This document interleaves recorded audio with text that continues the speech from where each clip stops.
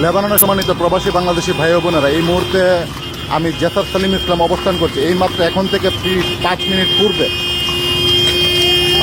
লেবাননে একটি বোমা বিস্ফোরিত হয়েছে এবং এই মুহূর্তে বলতে পারছি না কোন জায়গায়। এবং আপনারা সেই বোমার যে ধোঁয়া, এই ধোঁয়াটা আপনারা একটু দেখতে পারবেন যে আকাশে এই মুহূর্তে এই যে ধোঁয়াটা দেখছেন, লাল ধোঁয়া, এখানে এটা সম্ভবত ডাউনটাউনের দিকে একটি বোমা বিস্ফোরিত হয়েছে। এবং এই বোমার বিস্ফোরণের যে বিকট শব্দ, সেটা এতই জুড়ে ছিল যে আমরা মনে করেছি যে হয়তো বা ভূমিকম্প হয়েছে।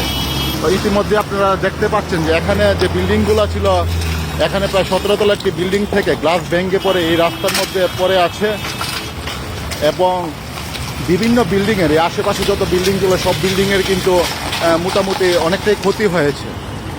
তো আপনারা আবারও দেখাচ্ছি আপনাদের যে এই মুহূর্তে আপনারা দেখছেন যে এখানে একটি ধোঁয়ার একটি কুণ্ডলী এই মুহূর্তে আপনারা দেখতে পাচ্ছেন। এবং এটা কিন্তু যে বোমাটি বিস্ফোরিত হয়েছে, এই বোমাটির কিন্তু ধোঁয়া এটি।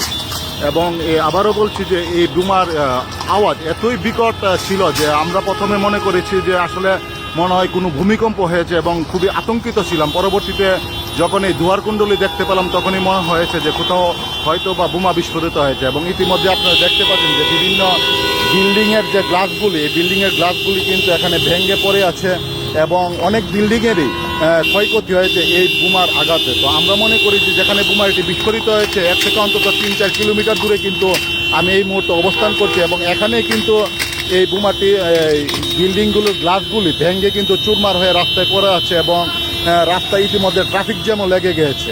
তো আমার অনুরোধ থাকবে সকল প্রবাসী বাংলাদেশের নিকট, আপনারা এই মুহূর্তে সাবধানতা অবলম্বন করবেন এবং কোনো গুরুত্বপূর্ণ কারণ ছাড়া কেউ কোনো বাইরে বের হবেন না।